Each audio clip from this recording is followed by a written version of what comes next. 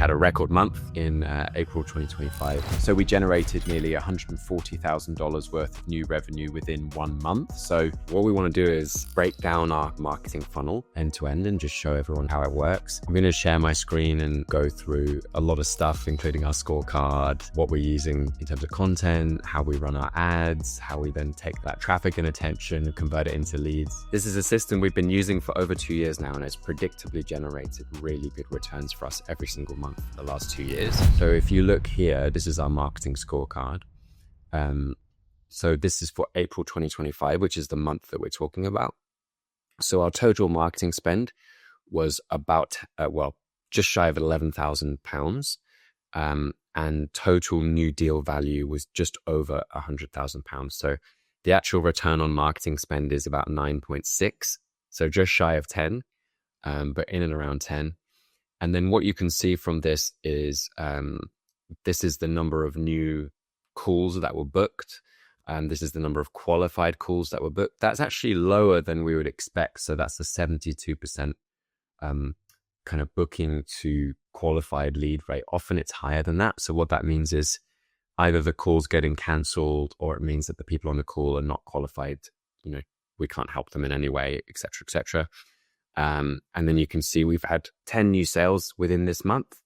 Our close ratio, as in sales call to close, is just shy of 40% to 37%. And then on average, we're making about £10,000 per customer, or that's our projection, that we'll make about £10,000 per customer. So that's the high level stats. And I think what's really important to emphasize here as well is you can see that it's not super high volume, right? We're not getting hundreds and hundreds of calls. So this really works well for businesses who are, typically B2B service businesses, who are consultancies or agencies or service providers. Often software can work very well with this as well, but what we're kind of looking for is quality over quantity. So it's not hundreds and hundreds of leads, it's great calls with the right customers, people who know about you and are a good fit to work with you. And often they're quite familiar with you and your business already. So that's sort of what we're optimizing for here. And as I said before, this is the same system that we've been using for a number of years now, and it's been very predictable throughout that time. What I've got here is some screenshots of previous months, just to kind of show it wasn't a fluke. So in April 2024, which was a year prior to what we're talking about today, we spent £6,000, generated nearly £100,000 of new revenue. May 2024 was 4.5 to 50. September 2024 was just shy of 7 to nearly 100. November 2024, similar results. So I guess what I'm trying to illustrate here is that this wasn't a once-off fluke. This is something that we consistently do month on month. The ad spend, it varies slightly month to month. So you don't have like a set ad budget that you spend month to month. How do you decide how much when you're spending more and when you're spending less?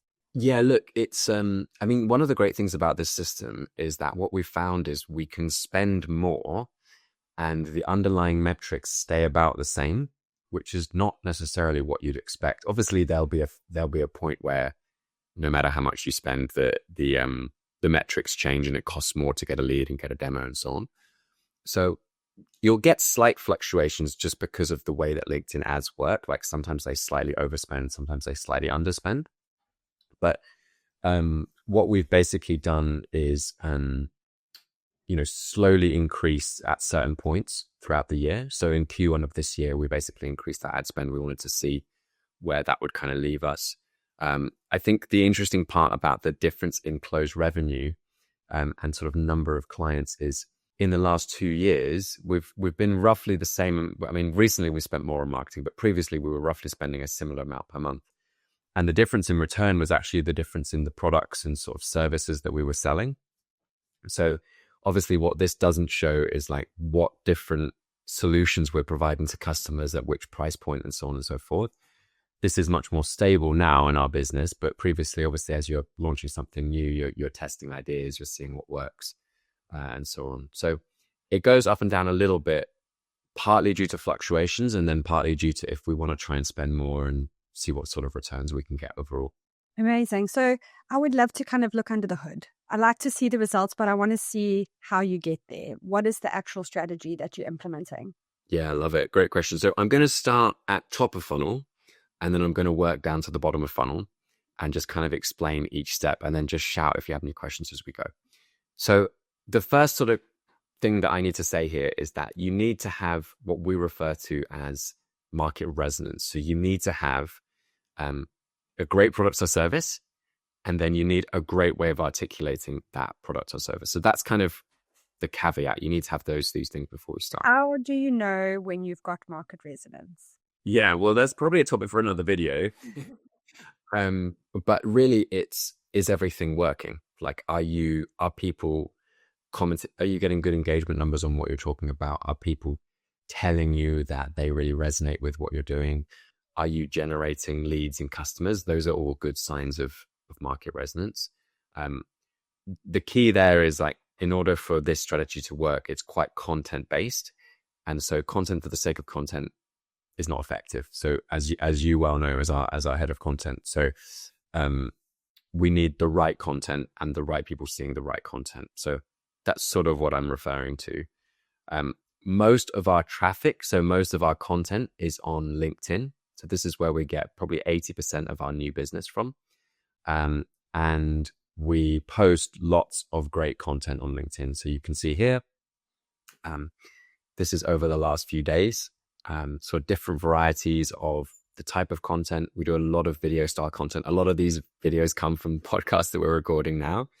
And, none of these are necessarily going viral, or there's not thousands and thousands of people seeing these posts in particular. But what it does is that we're very visible on platform. So we have loads of great content. And then let me show you some more examples here as well. If I go back to my profile, and just see what people are seeing on my profile. So there's some breakdown videos, which are quite similar actually to what we're recording today. And then you can see, so these are some posts that have got thousands and thousands of impressions, lots of engagement. A lot of it is, we talk about our unique useful insights, or UUIs.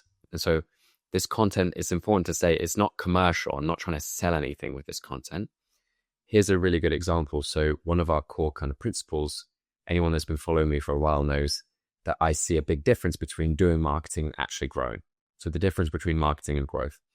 And this is a clip from a podcast that we recorded quite a long time ago, which is basically me outlining that and explaining it. And you can see nearly 300,000 impressions on this one post, couple of hundred likes or engagements, and lots of comments and people saying, hey, this is great, etc., etc. So that's what we do at top of funnel. We produce great content around the right talking points. We're not asking for anything. We're not trying to get anyone to fill in their contact details. We're not trying to do anything like that. We're just sharing our message, and we want people to consume our message within the platform that it's designed for. So mostly on LinkedIn. And then we've also more recently started experimenting here with a bit of YouTube as well. So pretty early days for YouTube, but it's really a similar concept. And I think something that we are noticing, as you're saying, it's not going viral. Everyone thinks that like your content has to go viral, but in B2B, really, we're not selling Coca-Cola, right? No one is impulse purchasing your high ticket B2B product. So we just need the content to resonate with the right niche, with the right ICP. So this mindset that like we're going to start posting on LinkedIn so that we can go viral, or we're going to get 100,000 impressions, is like, stop. That's not what we're trying to achieve. Correct. Yeah. It's not the right way to measure success, is it? The amount of impressions or engagements that you're getting. The right way to measure success is how many leads and how much inbound revenue you're getting. That's assuming that you're a business, a B2B business. If you're a content creator, then that's a very different thing. But you're absolutely right. I mean, I had a conversation literally yesterday with someone who said they've been posting on LinkedIn for about 8 months or so. They haven't generated any new business. And he was basically saying, my best posts are my personal posts. So when I make a post saying that I've been on a run or talking about XYZ, posting pictures of my dog, it gets way more engagement than talking about the subject matter that I want to talk about. And that's the truth, isn't it? If you want loads of engagement, you just either say really controversial things or Exactly. you do personal posts about your dog or your exercise routine, etc., etc. But that's not necessarily going to lead to new revenue. And we know that from experience. I had a similar conversation yesterday with so a client's been posting on LinkedIn for about 6 months. And she was saying that she's recently starting to see a decline in her metrics. And she was concerned about it. But obviously we've been working with her really closely to like refine her messaging to find market resonance. So whilst she's seen a decline in her impressions and engagement metrics, she got 3 leads come through at the same time. So I was like, well, what's better for you? Do you want more likes and engagements or do you want to get more leads? And obviously the answer is leads. So it just goes to show that as you refine your messaging to get closer to market resonance, it is very possible that you will see a decline in your metrics, in your engagement and impressions, because you're no longer creating this viral meme style, like, as you say, like quite controversial or polarizing content that's going to get a lot of clicks. Yes, absolutely. But it's interesting, isn't it? Because it's a line that you have to walk, because if on the one end of the spectrum, you have content that the algorithm wants you to post. So that's stuff that's going to get loads of engagement that the algorithm is going to promote because it keeps people on platform. And then the other end of the spectrum is what you want to post, like what you want your audience to see and what you want your potential customers to see. You need to be like somewhere between those 2 points. So we usually would aim to be like probably more towards this side, as in towards what you want to talk about and less about what's going to get engagement and reach. But equally, you need some people to see it. You can't have nobody seeing it. So that's sort of the balance. And it's maybe a good segue to start talking about ads, right? Because that guarantees the distribution. So this is why we like paid ads. So it starts with great organic content like this. The reason that so many people have seen this and continue to see it is that we promote it with a paid ad.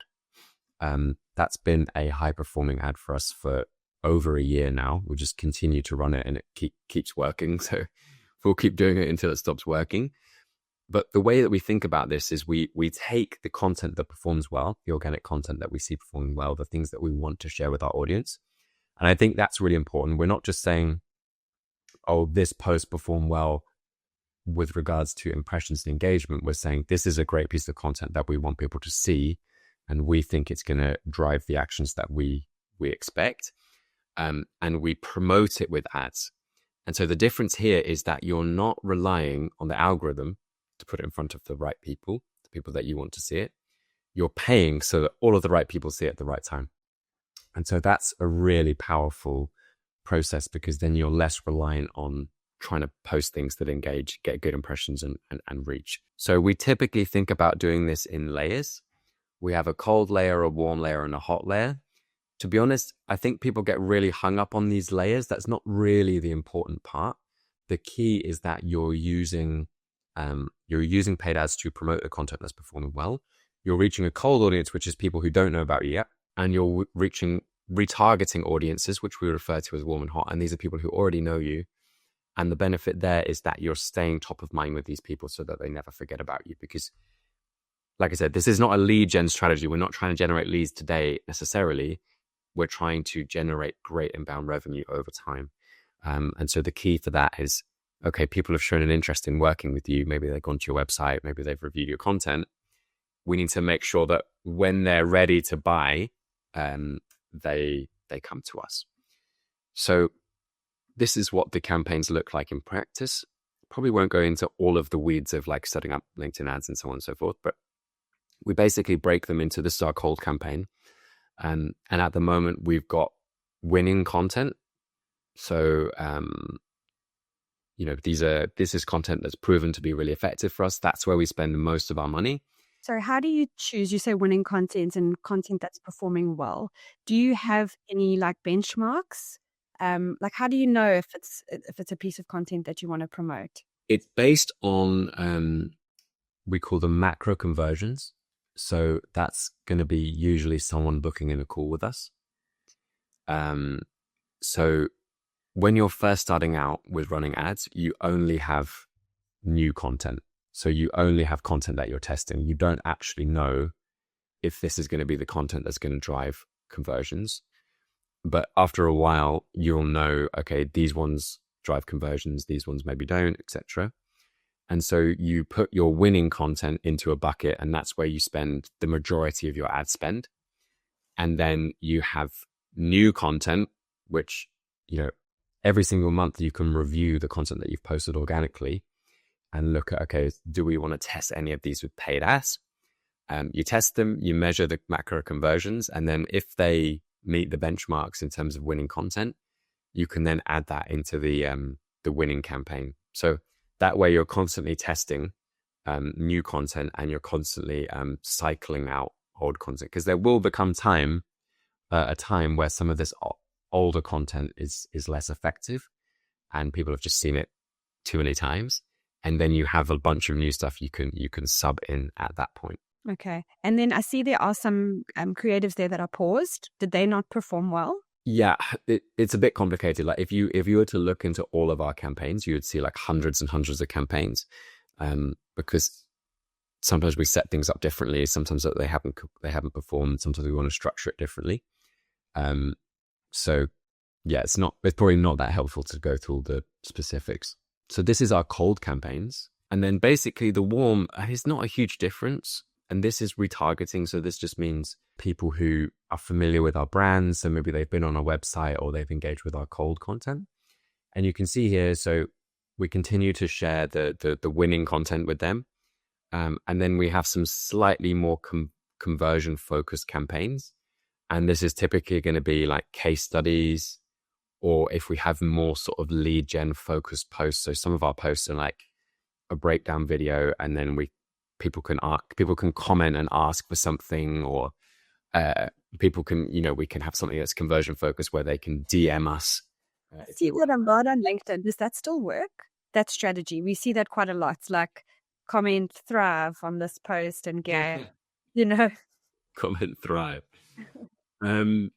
Yeah, look, it's not as effective as it was. What that basically is is people hacking the algorithm, because you're incentivizing people to comment on your post. And then 6 to 12 months ago, you would get this viral reach because LinkedIn would see, oh, loads of people are commenting and engaging with this post. I need to show it to more people. And they've kind of cottoned onto the fact that people were doing that. So it's less effective today than it was. I guess what I'm saying is when I say conversion focused, it's just a post. The vast majority of our content doesn't have any calls to action on it. It's not asking for anything. And so these are really posts where there might be a call to action. So it's like social proof, or it's, hey, do you want me to send you this thing? And I'll send it to you and DM you. And it's a soft opportunity for someone to kind of raise their hand and say that they're interested in taking that next step. But it's pretty much all, we call them thought lead ads. So, we don't call them thought lead ads. LinkedIn calls them thought lead ads, which is basically taking posts from my profile and promoting them with ads. So all of the posts come from me rather than B2B as a brand. So our creatives are not specifically designed to be ads. They're all designed to be organic. We post them all organically. Then we find the top performers and we boost them with ads. Correct. Exactly. They're not, it depends how you define ads. I think that when you learn about more about marketing, when you do more marketing, you realize everything's an ad. Literally everything's an ad. But it doesn't look like an ad. Exactly. But this podcast is kind of an ad, right? We're not asking for anything, but ultimately the reason that we're doing this is we think it's going to help our business long term. And we think it's useful and valuable and fun. But yeah, to your point, this doesn't feel like an ad. It's not us trying to get people to do anything. It's just posting content. So yeah, I think the best way to explain it would be, it's an organic content strategy, and then we're using paid ads to kind of as the rocket fuel to boost the distribution. Exactly. So we're kind of working our way through the funnel now. So we've got great content. We're then using ads to distribute that content. We're also using retargeting ads so that when people come to us, they don't forget about us. And now we're going to look at something we call marketing assets. So what these are designed to do is they're designed to take traffic and attention and convert it into leads that we can then turn into revenue. So what will typically happen is someone sees content on LinkedIn or on YouTube or another platform, and then maybe they see a couple of things and they're interested in learning a bit more. Often what they'll do is they'll come to our website, and we use marketing assets to basically take that attention, and the idea is to convert it into a conversion action. So in our case, the conversion action is to have a free one-to-one consult with us or a strategy session. So people might come to the website and they might see, hey, we work with B2B companies. We help them build predictable client acquisition machines. They might say, that's something that I want. Let's have a call to discuss it. And then they can check out all of our other marketing assets as well. So we have all of our case studies and testimonials, loads of kind of case studies of companies that we've worked with, the results that we've been able to achieve, people saying really nice things about working with us, et cetera, et cetera. So these are designed for someone to be like, oh, okay, that's interesting. I want to learn more and take the next action. And then our primary marketing asset would be our growth protocol breakdown. So this is, similar to what we're doing today, but it's like a 20-minute long video of me going end to end and kind of breaking down the whole process. We walk through a Figma, et cetera. And so people can actually access this via our website, and they can watch a 20-minute video of me sharing really valuable information about how we grow our business and how we think about growth for other companies. So these take that traffic and attention that we generate on LinkedIn and elsewhere, and they do a lot of the heavy lifting when it comes to conversion. So that's the purpose of the marketing assets. Are you worried? This is a lot of valuable information that you're just giving away. And I think that people might have a question about, like, what about my competitors, like, stealing my intelligence? Like, is that a concern for you? It is a little bit, to be honest with you. It is a bit of a concern. So it's the downside of the approach that we take to growth and marketing is that, I think that for me, the jury's still out on whether this should potentially be behind an opt-in, like in terms of capturing the demand we're creating. So we're big into building demand on platforms like LinkedIn, meaning sharing free information, building your brand, not asking for anything. And then the other side to that coin is capturing demand. So people that are interested, how are we pushing them through a sort of sales cycle?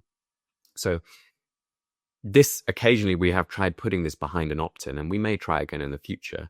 So I'm not 100% convinced it needs to be outside of an opt-in. There's pros and cons to both. The downside, the good side of putting it out there is that more people see it, and it creates this real feeling of abundance, and like anyone can just watch it.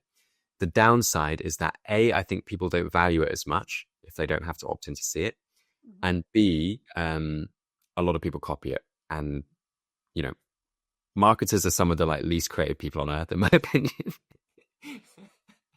And they just tend to copy stuff.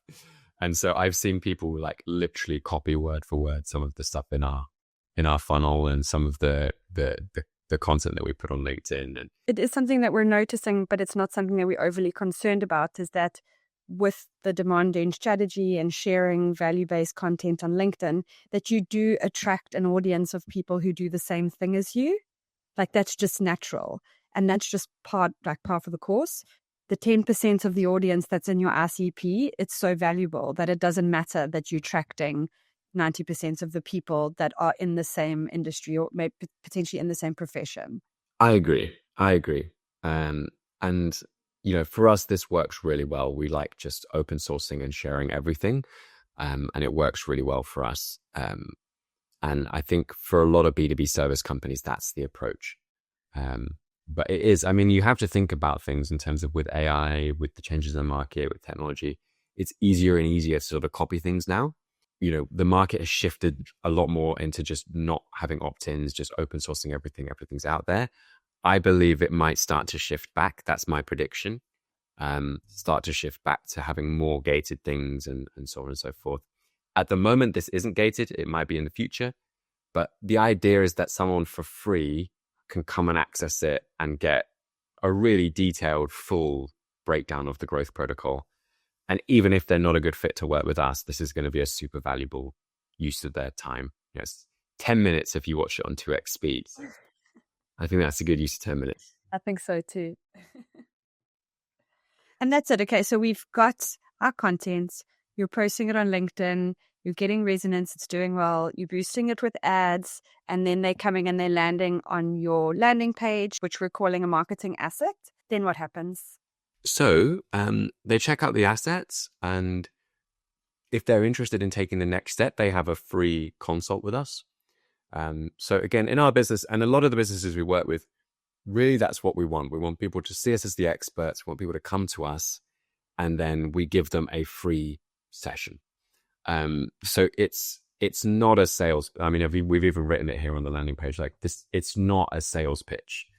This is very much us trying to understand their business, where their business is right now, diagnosing their bottlenecks, seeing what is working, what isn't working. And then we provide them free information and insights in terms of how to get from where they are to where they want to be. And then ultimately, if they are a good fit to work with us, we'll usually book in a follow-up call and kind of go into a lot more detail in terms of what it would look like to work with us and how our process works and all of these kinds of things. But that initial call is really value-based. Again, I'm a big believer you have to give a lot before kind of asking for something. And so, this is the opportunity for someone to have 45 to 60 minutes with a growth expert to help them grow their business. Some of these calls are conducted by me, some of them by team members just based on availability. And that's kind of the next step in our process. And what you tend to find is if you do the stuff that we do at the top of funnel, like the value-based content, the marketing assets, the kind of open sourcing everything, then you tend to find that the quality of the lead is incredibly high. People know you, they know your approach, they know how you operate. If they've watched this video, they have a lot of detail in terms of how we think about growth and our philosophy. And so by the time they have a consult with us, they're pretty bought in already. And so what we find is that the show up rates are very high. You don't get people like canceling last minute and stuff like that so much.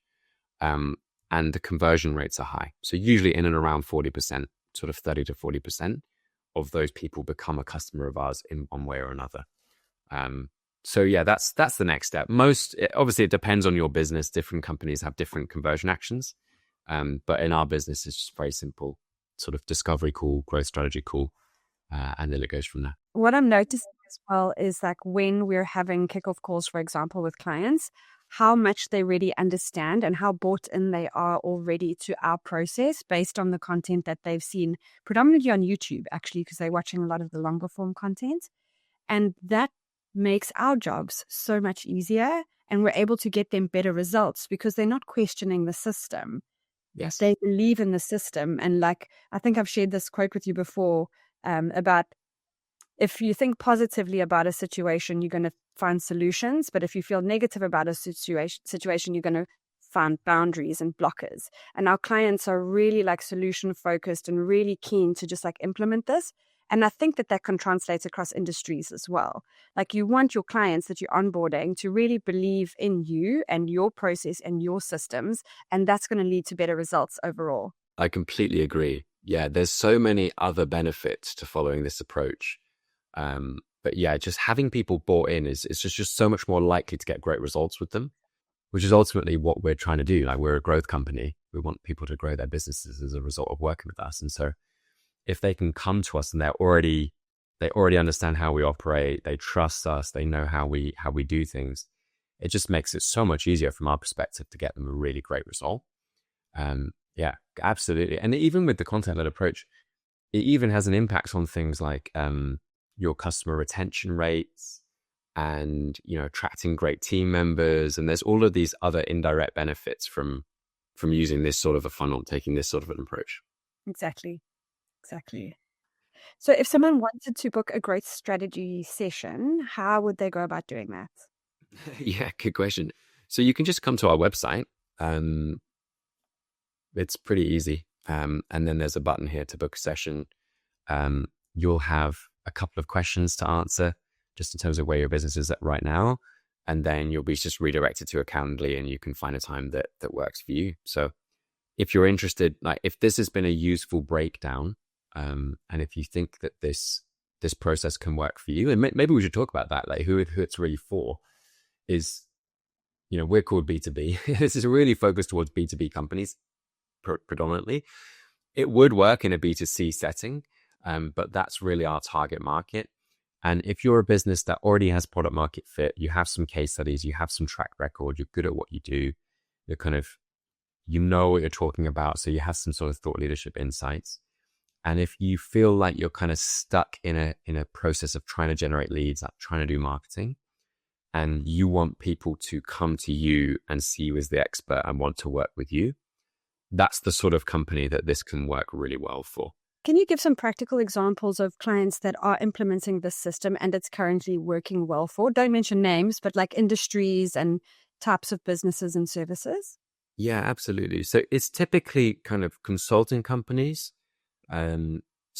service-based companies like service providers. One of our customers, they build plasma cleaning machines. So it's like very niche, kind of physical product in the B2B space. That's probably the exception.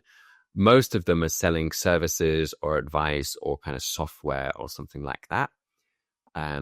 Generally speaking, it works better if you have, higher ticket products and services. So you're not trying to generate hundreds and hundreds of new customers. It's about quality over quantity.